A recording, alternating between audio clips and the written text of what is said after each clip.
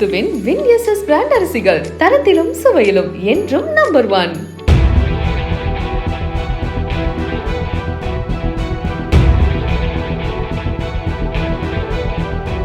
சேலம் மாவட்டம் கோட்டகவுண்டம்பட்டியில் திமுக வேட்பாளர் செல்வ கணபதி பரப்புரையில் ஈடுபட்ட போது அதே பகுதியில் இளைஞர் ஒருவர் தனது கழுத்தில் துண்டு போல பாம்பு ஒன்றை போட்டுக்கொண்டு அப்பகுதியில் சுற்றி வந்தார்.